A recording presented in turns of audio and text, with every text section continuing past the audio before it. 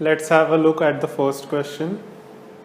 Okay, looking at this question, we have equation of a plane passing through this point and perpendicular to these two planes. Since it is going to be perpendicular to both these planes, then my normal vector, let us say this is my n1 normal vector for this n1 bar and normal vector to n2 bar, this particular plane. So my n1 bar should be perpendicular to my required n, and also my n2 bar should be perpendicular to n. So basically my n bar is nothing but the cross product of n1 bar cross n2. It's going to be just, the cross product is now going to be ijk. So how do you find n1 bar? That's going to be just coefficient of the planes. So if I want to find n1 bar, it's going to be 1, 2, 2. For this, it's n2 bar, it's going to be 3, 3, 2. So my I bar is nothing but 2 to the 4 minus 3 to the 6.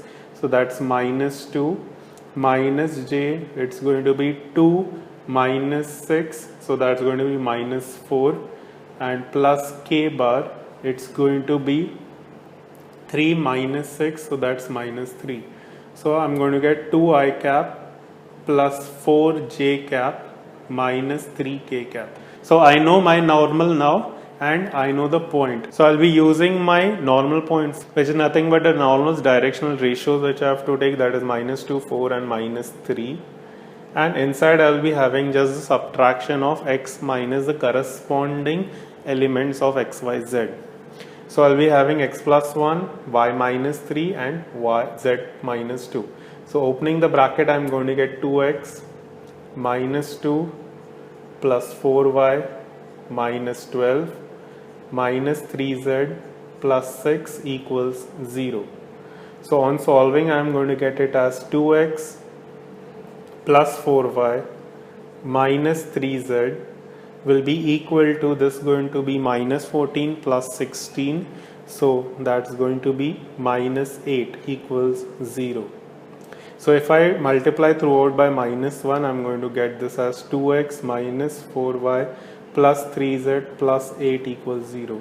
So that's going to be your option A. The other way which you can go by is by substituting this particular point in the equation which is given in the options.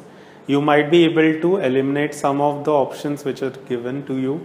So let us just check which of the options can be eliminated. If I'm substituting this as minus 1 plus 3 plus 2, so that's going to be 3 plus 2, 5 minus 1, that's 4. So obviously you can eliminate your D option. You can check that same thing, your C should be an option over here. If you check it in B, then it's going to be minus 1 plus 3 minus 2. So that's going to be again a valid option. And if you check A, then it's going to be minus 2 minus 12 plus 6 plus 8. So that's again a valid option. So you might have, if you were not knowing about this particular method, then you might be able to eliminate one of the options clearly from this. Moving to the next one, we have to find equation of plane which is passing through this and perpendicular to this.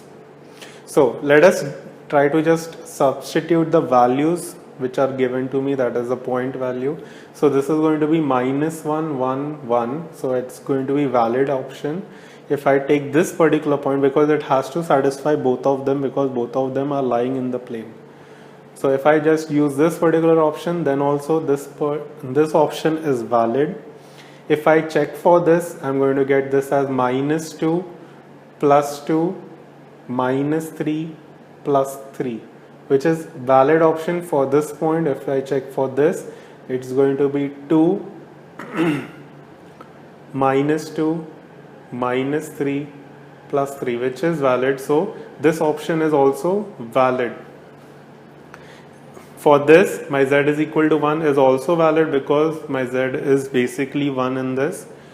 Again, if I check for this, I will be getting it as minus 1 plus 1 minus 3.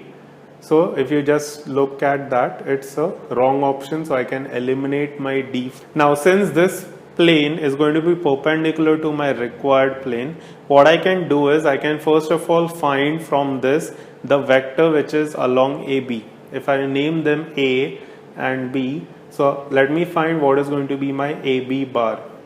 So AB bar will be nothing but B minus A, so that's going to be a 2I.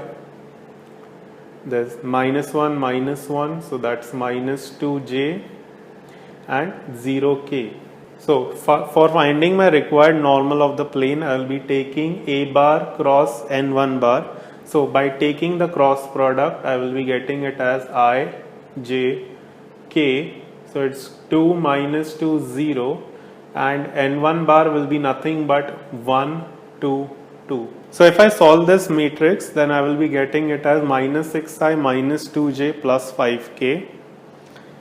So basically this is going to be my normal vector. Now using my normal point form, I will be getting this as -4 into x minus taking any of the points. So let's take the A point plus 1 -4 into y minus 1 plus 6 into z minus 1 equals 0. So solving that, I'm going to get this particular equation.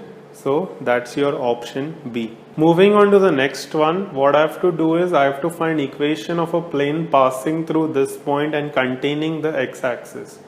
Now you know that it is containing the x-axis, that means it is going to pass through origin, and for passing through origin, its the d term, that is the constant term, should be equated to 0. So you can see that in none of them it's 0, it's only 0 in D option, so that's basically your option. Moving to the next one, we have to find equation of plane which is passing through this and it is parallel to y-axis. So whenever you are getting y-axis, that means there should not be any y term present. So that is only possible in your C option. Coming on to the next one, equation of a plane which is passing through this point and perpendicular to this vector. Now since it is perpendicular to this vector, that means this vector is normal to the plane which we are concerned with. So it should have a term which is like 3x minus 4y plus z equal to some value of p. If you just check out, none of them are having it, it's only in A option which is there. I have to find the non-zero vector which is going to be perpendicular to both these planes. So from this I have to find my n1 and find my n2, and using the same procedure which we had seen, my n bar is nothing but n1 bar cross n2 bar. So my n1 bar is written as 1, 2, minus 1, and n2 bar is 2, minus 1, 1. If you solve the matrix, you will be getting the value as I minus 3j minus 5k, but if you just look out in the options, you're not going to get that option. So what you can do is, if you take the minus sign, so basically it's instead of taking n1 cross n2, it's n2 cross n1, which is represented by the vector. So if I'm taking the minus sign, I will be getting a minus I plus 3j plus 5k, which is nothing but your option C. So we have wrapping up with this particular video. There are many more types of sum which are involved in the planes and lines. We have just chosen some bits of it. The remaining questions will be dealt when we are dealing with the random questions. How to analyze random set of questions which will be coming in your MHCET examination. So I'm very thankful for all you guys who are commenting and inspiring me to do many more videos, and also suggesting on the topics which we can do.